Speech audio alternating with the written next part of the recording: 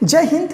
आज हम लोग पढ़ाई करेंगे जीव विज्ञान के पहले अध्याय जैव प्रक्रम का पहला प्रक्रम पोषण के दूसरे पार्ट के बारे में।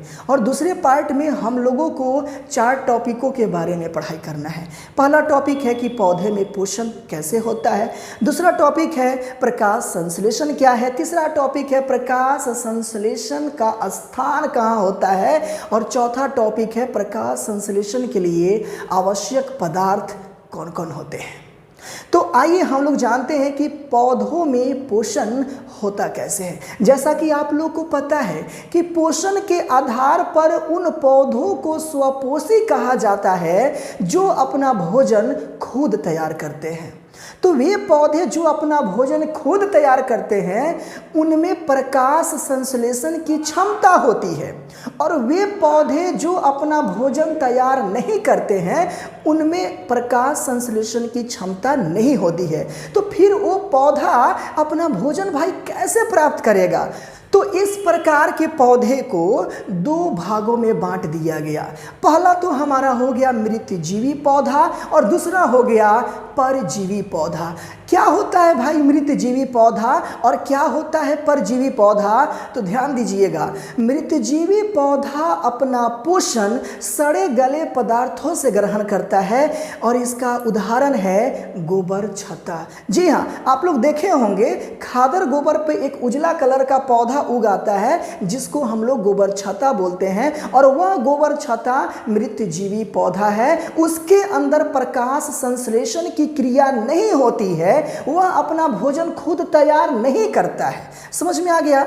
अब यहाँ पे बात करते हैं परजीवी पौधा क्या होता है। तो परजीवी पौधा अपना पोषण दूसरे पौधे के ऊपर आश्रित रह करके करते हैं। जैसे में अमरबेल। अमरबेल जो पौधा होता है वह अपना भोजन कभी नहीं बनाता है, कारण कि अमरबेल में प्रकाश संश्लेषण होता ही नहीं है।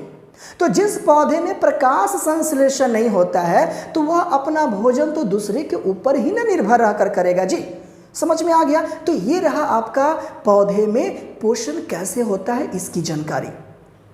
चलिए अब हम बात कर लेते हैं कि प्रकाश संश्लेषण क्या है। ध्यान दीजिएगा, प्रकाश संश्लेषण वह प्रक्रिया है जिस प्रक्रिया के माध्यम से पौधे अपना भोजन खुद तैयार करते हैं। या फिर आप ऐसे समझ सकते हैं कि वह प्रक्रिया जिस प्रक्रिया के माध्यम से कोई पौधा अपना भोजन तैयार करता है वह मूलभूत प्रक्रिया प्रकाश संश्लेषण कहलाता है। और हरे पौधे में पर्णहरित होते हैं, हरे पौधे में क्लोरोफिल होते हैं जिसमें सूर्य के प्रकाश को अवशोषित करने की क्षमता होती है। किसमें सूर्य के प्रकाश को अवशोषित करने की क्षमता होती है भाई, तो क्लोरोफिल में। किसमें होती है, तो पर्णहरित में। ध्यान दीजिएगा, यहाँ पे अब लिखा हुआ है कि प्रकाश संश्लेषण प्रक्रिया के लिए आवश्यक पदार्थ कौन कौन से हैं, प्रकाश संश्लेषण के लिए आवश्यक घटक कौन कौन से हैं। तो यहाँ देख सकते हैं पर्णहरित या क्लोरोफिल। क्या होता है भाई पर्णहरित और क्लोरोफिल, तो ध्यान दीजिएगा। हम लोग जानते हैं कि पौधे जो है अपना भोजन प्रकाश संश्लेषण के माध्यम से तैयार करते हैं। तो प्रकाश संश्लेषण का जो प्रक्रिया शुरू होता है अगर क्लोरोफिल नहीं हो तो नहीं हो सकता है। तो प्रकाश संश्लेषण की क्रिया कब होती है, हम लोग यही पढ़ते आए हैं कि हरे पादपों में प्रकाश संश्लेषण की प्रक्रिया होती है। लेकिन वास्तव में अगर देखा जाए तो यह जरूरी नहीं है कि हरे पौधों में ही प्रकाश संश्लेषण की क्रिया हो, क्योंकि पौधा आपका लाल भी हो सकता है, पौधा आपका और भी किसी रंग का हो सकता है। तो यहाँ पे जरूरी है तो केवल पादप कोशिकाओं में पर्णहरित का होना, क्लोरोफिल का होना। अर्थात हम कुल मिलाकर के यह कह सकते हैं कि अगर जिस पादप में, अगर जिस पौधा में क्लोरोफिल मौजूद नहीं हो तो उस पौधे में प्रकाश संश्लेषण असंभव है। जी हाँ, आप खूब समझिए कि प्रकाश संश्लेषण तभी संभव है उस पौधे में जब उस पौधे के अंदर पर्णहरित हो या क्लोरोफिल मौजूद हो तब। अब यहाँ पे बात कर लेते हैं दूसरा, कार्बन डाइऑक्साइड। वायुमंडल से वह पौधा कार्बन डाइऑक्साइड को लेता है। तो फिर कार्बन डाइऑक्साइड को कौन लेता है, किसके अंदर वो क्षमता है जो कार्बन डाइऑक्साइड को अपनी ओर खींचता है, तो वही क्लोरोफिल। तो वही क्लोरोफिल को क्षमता है कि वायुमंडल से CO2 को खींचे।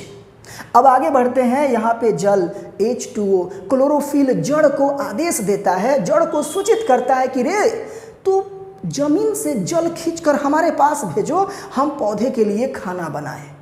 समझ में आ रहा है ना।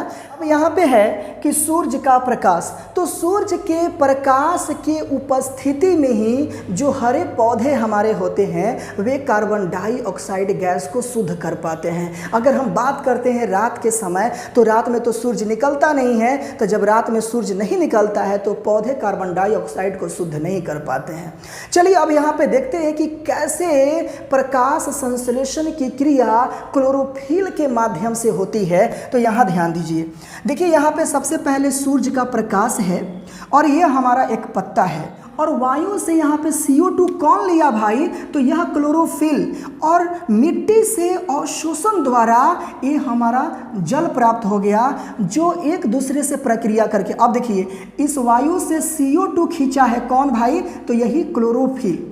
किसके उपस्थिति में, तो सूर्य के प्रकाश की उपस्थिति में। फिर हमारा यहाँ मिट्टी से अवशोषण द्वारा जल प्राप्त किया गया और अभिक्रिया करके ग्लूकोज तैयार हुआ, और साथ में ऑक्सीजन। तो ऑक्सीजन जो है वायु से मुक्त हो जाता है, जिसको हम लोग ग्रहण करते हैं, और ग्लूकोज जो है पौधों के विभिन्न भाग में चला जाता है।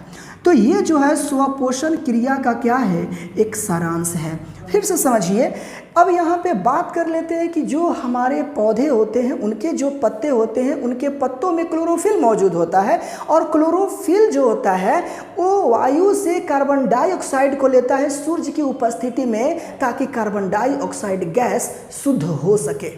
तो फिर क्लोरोफिल सूचना देता है जड़ को कि तुम हमें पानी दो। तो जड़ जो होता है पानी के साथ साथ नाइट्रोजन भी प्रोवाइड करता है, फास्फोरस भी प्रोवाइड करता है, और आयरन भी प्रोवाइड करता है, जिस वजह से पौधे बढ़ते हैं। तो जाहिर सी बात है कि अगर हम लोग खाना खाएंगे और खाना खाने के दौरान अगर पोषक तत्व हमें प्राप्त होगा तो हम लोग बड़े होंगे, हम लोग का शरीर विकसित होगा। समझ में आ रहा है ना। ठीक उसी प्रकार से पौधे वायुमंडल से कार्बन डाइऑक्साइड को सूर्य की उपस्थिति में प्राप्त कर लेते हैं, और जमीन से, मिट्टी से जल को अवशोषित कर लेते हैं, और फिर क्या होता है कि यह हमारा कार्बन डाइऑक्साइड और फिर जल मिल कर करके और ग्लूकोज तैयार करता है, और साथ में ऑक्सीजन। तो ऑक्सीजन को तो वायु में मुक्त कर देता है, जिसको हम लोग ग्रहण कर लेते हैं, और ग्लूकोज अपने लिए बचा लेता है, और पौधे के सारे भागों में ग्लूकोज को दे देता है, ताकि पौधा अपना भोजन आसानी से कर सके। समझ में आ गया। चलिए अब हम लोग बात कर लेते हैं कि प्रकाश संश्लेषण का स्थान क्या होता है। ये फिगर जो आप लोग देख रहे होंगे, शायद अभी देख करके समझ में नहीं आएगा, लेकिन मैं जब समझाऊंगा तो जरूर समझ में आएगा। पहले यहाँ देख लेते हैं कि प्रकाश संश्लेषण का स्थान कहाँ होता है। प्रकाश संश्लेषण का जो स्थान होता है वो आदि से अंत तक होता है, यानी शुरू से लेकर के अंत तक होता है। और कहाँ होता है, तो क्लोरोप्लास्ट में होता है। कहाँ होता है, तो क्लोरोप्लास्ट में होता है। और क्लोरोप्लास्ट में क्लोरोफिल वर्णक पाए जाते हैं, और पत्तियों की जो बाह्य त्वचा में रंध्र होते हैं, उसी रंध्र को स्टोमाटा भी कहा जाता है, वो मौजूद होता है। और ये विशिष्ट कोशिकाएं होती हैं जिनके मध्य में एक छिद्र होता है, और ये छिद्र बंद या खुल भी सकते हैं। जी हाँ, यहाँ पे आप देख सकते हैं। सबसे पहले तो ये है एपिडर्मल कोशिकाएं, यहाँ पे हमारा होता है क्लोरोप्लास्ट, और ये जो आप भाग देख रहे हैं वो हमारा रक्षक कोशिकाएं हैं। और यहाँ पे बात होता है स्टोमाटा का, तो यही है हमारा स्टोमाटा। तो स्टोमाटा जो है वो खुल भी सकता है और बंद भी हो सकता है। चलिए अब हम बात करते हैं कि जब स्टोमाटा खुलता है तो क्या होता है। तो जब स्टोमाटा खुलता है तो वह हमें ऑक्सीजन प्रोवाइड करता है। जब स्टोमाटा खुलता है तो वह हमें ऑक्सीजन को देता है, और जब स्टोमाटा बंद हो जाता है तो वह पौधों को ग्लूकोज देता है। समझ में आ रहा है। चलिए मैं उम्मीद करता हूँ कि ये वीडियो जो है आप लोग को बेहद पसंद आया होगा। आप लोग जान गए होंगे कि पौधों में पोषण होता कैसे है, प्रकाश संश्लेषण क्या है, प्रकाश संश्लेषण का स्थान क्या है, और प्रकाश संश्लेषण के लिए आवश्यक पदार्थ या घटक कौन कौन से हैं। चलिए हमारे वीडियो को आप लोग लाइक कर दीजिए, अपने दोस्तों के पास शेयर कर दीजिए, और किसी भी प्रकार का दिक्कत होता है तो फिर आप कमेंट बॉक्स में लिखिए। और अभी तक हमारे चैनल को सब्सक्राइब नहीं किए होंगे तो प्लीज़ हमारे चैनल को सब्सक्राइब ही कर दीजिए। मिलते हैं कल अगले वीडियो में, तब तक के लिए राधे राधे।